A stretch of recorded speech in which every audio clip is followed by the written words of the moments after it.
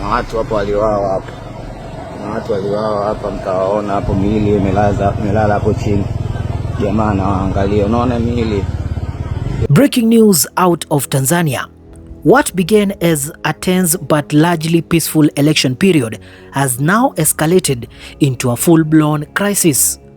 Over the past 4 days, disturbing videos have surfaced showing graphic police brutality in the wake of post-election violence.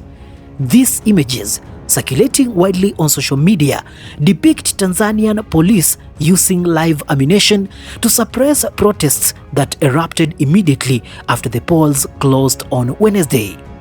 The footage, too graphic to show on air, is deeply disturbing.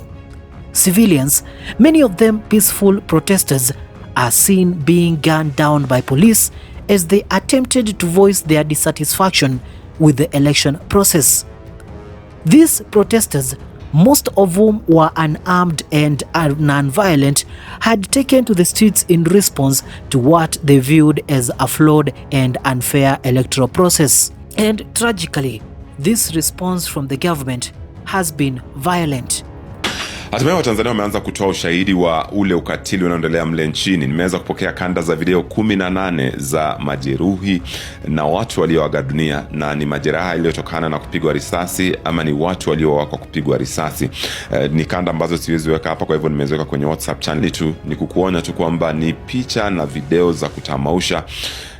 Kwa hivyo kama wewe ni mtu ambaye kidogo anakerwa roho haraka sana ama anaweza kupatwa na mshtuko wa moyo, basi ni kukueleza tu kwamba ni picha ambazo kidogo zitakufanya ukerwe moyo. Witnesses have described horrific scenes, with innocent civilians being shot at close range by Tanzania security forces, include masked snipers. In one video, people can be seen fleeing for their lives, only to be met with gunfire. Guys, it is time we say no to police brutality in Tanzania. Right now, on the situation in Tanzania, yesterday, usiku, serikali zima stima Tanzania mzima.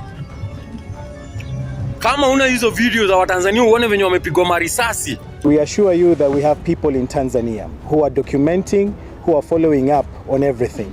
We are making sure we have credible evidence that can be used not just in Tanzania but also at the international level, so that those responsible will be held to account.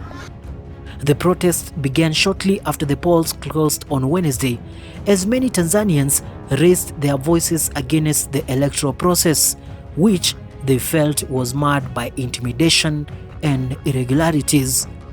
What followed were days of unrest, with demonstrators taking to the streets of Dar es Salaam, Mwanza, and Dodoma, demanding accountability for what they saw as a sham election.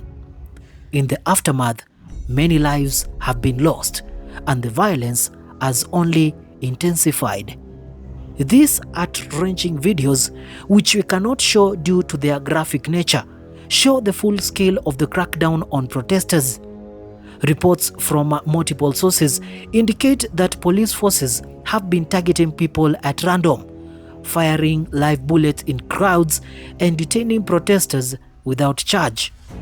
While the government insists the election was fair and free, the opposition strongly rejects the results, which saw Samia Suluhu Hassan declared the winner with 97% of the vote. According to opposition leaders, the election was conducted under military presence, and they have accused the government of silencing dissent and rigging the vote.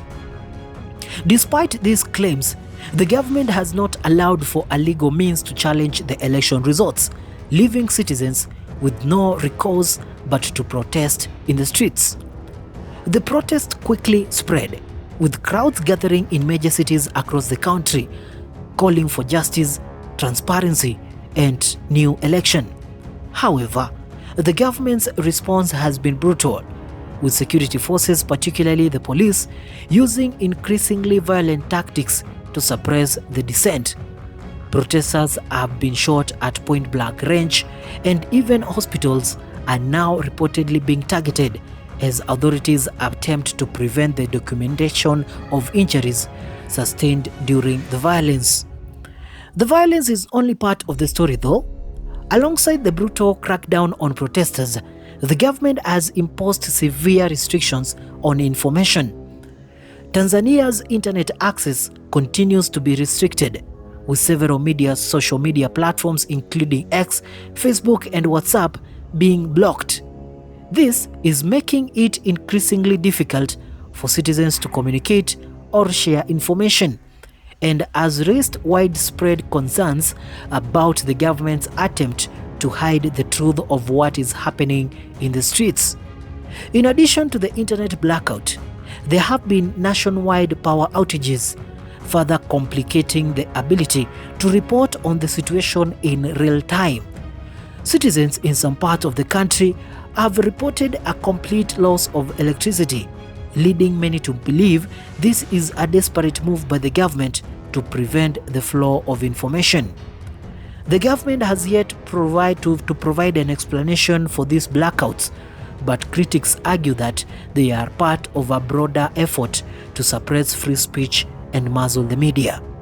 Meanwhile, despite the escalating unrest, President Samia Suluhu Hassan has yet to be sworn in for a term. This delay in a swearing-in ceremony has led to further speculation about the stability of the situation. Normally, such an event would be a formality after an election result, but given the intense protest and continued violence, Suluhu's government has been hesitant to move forward with the ceremony. This raises important questions. Why the delay? Is the government trying to wait until the situation stabilizes, or is this a sign of the growing uncertainty and division within Tanzania's leadership? In the meantime, Tanzanians continue to live in fear. Eyewitnesses reports suggest that snipers are targeting protesters at random, including those who are simply attempting to leave the scene. In some cases, there have been reports of police chasing down individuals in the streets, firing live rounds even after the protesters are dispersed. The international community has been watching these events unfold with growing alarm. The United States had issued a travel advisory for its citizens in Tanzania, urging them to avoid large crowds and to exercise caution due to the escalating violence. American citizens already in Tanzania are being advised to leave if they are in any area affected by the unrest. The United Kingdom, Germany, and Canada have also issued statements calling for calm and urging the Tanzanian government to respect the rights of its citizens to protest peacefully. However, with the ongoing media blackout and communication restrictions, the government's effort to silence dissent seem to be working, making it harder for international observers to get an accurate picture of the situation. On the ground, Tanzanians are living through a nightmare. With no legal avenue to contest election results, they have been left with the streets as their only platform for expression. The question on everyone's mind: will the violence continue to escalate? Will the international community step in to help restore peace, or will Tanzania descend further into chaos? For now, the streets remain dangerous. Protests are continuing despite the threats of violence, and the government seems determined to stamp them out at all costs. But how long can this cycle of violence, repression, and fear continue? In a country that once seemed to be a beacon of peace in East Africa, Tanzania now faces a critical juncture. The legitimacy of this election has been called into question, and the actions of the government over the past 4 days have only deepened the divide between the ruling party and the opposition. As the situation continues to unfold, Tanzania's future remains uncertain. The world watches, waiting to see whether peace will return to the streets or whether this crisis will continue to deepen. This has been a breaking report on the unrest in Tanzania. Thank you so much for watching. Bye bye for now.